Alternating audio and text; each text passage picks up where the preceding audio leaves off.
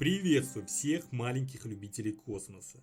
Если ты смотришь это видео, то ты такой же тупой, как и я.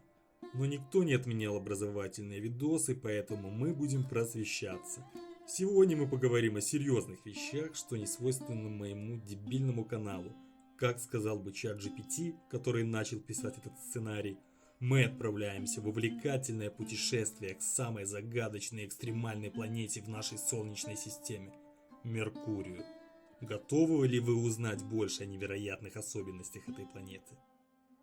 Сразу скажу, не готовы. Сперва нужно узнать мнение простых людей, а не таких, как мы, гигачатов с Ютуба.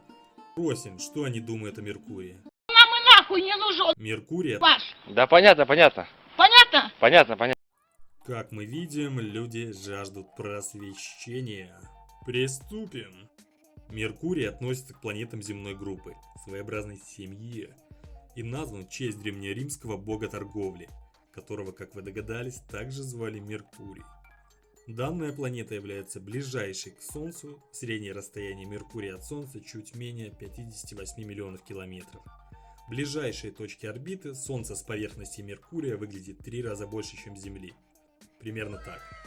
Также Меркурий – это и самая маленькая планета в нашей Солнечной системе. Он меньше Земли аж в 3 раза, а масса Меркурия составляет около 5,5% от массы Земли. Откровенный пиздец. Если бы я весил 80 килограмм, а я столько и вешу, то мой братишка по земной группе весил бы 4,5 килограмма. Помимо этого, у нашего Меркурия, как и у Венеры, нет естественных спутников, по примеру нашей Луны. Даже у Марса есть 2 картофельных парня.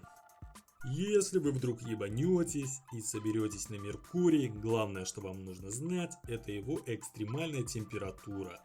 В связи с близостью к Солнцу, дневная температура на Меркурии может достигать около 430 градусов по Цельсию, что способно расплавить сверхпрочные металлы, но не сердце твоей бывшей.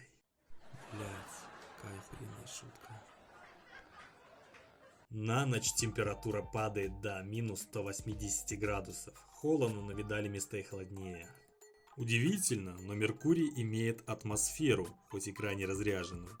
Атмосферу планеты составляют атомы, захваченные из солнечного ветра, или выбитые солнечным ветром с поверхности. Гелий, натрий, кислород и остальная поебень. То есть наш Меркурий является вором в законе. Самые умные люди, которых лично я в жизни встречал, это воры в законе. Что там по истории возникновения Меркурия? Судя по всему, Меркурий образовался около 4,5 лет назад. 4,5 лет назад. Судя по всему, Меркурий образовался около 4,5 миллиардов лет назад, во время ранней стадии Солнечной системы. Сформировался он из остатков пыли и газа, которые образовались при рождении Солнца. То есть ничего необычного.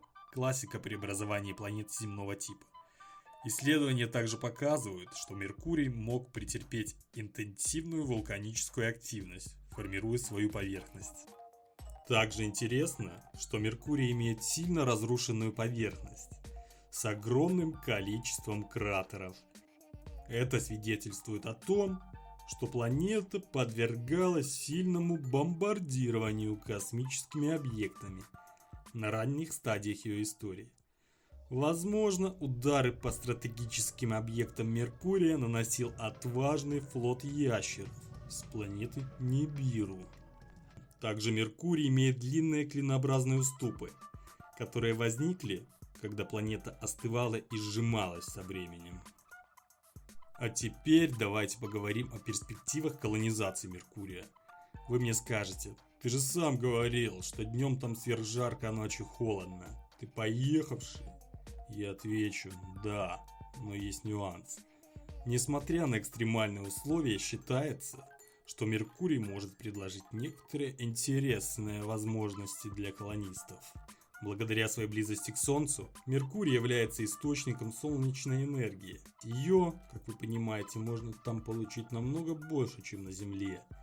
Колонисты могут использовать солнечные батареи для генерации электроэнергии, а также для обогрева и освещения жилых модулей. Более того, Меркурий обладает ресурсами, такими как водяные льды, полюсных кратерах и металлы, которые могут стать ценным сырьем для будущих космических экспедиций. Но где будут размещаться эти модули, чтобы не сгореть на работе?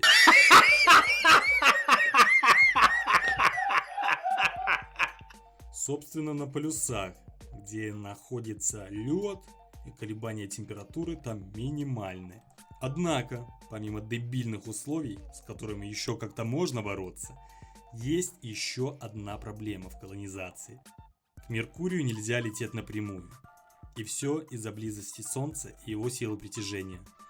Нашему кораблю с кучей поехавших колонистов потребуется целая серия гравитационных маневров, чтобы благополучно достигнуть Меркурия, что сильно удлиняет и удорожает любой полет.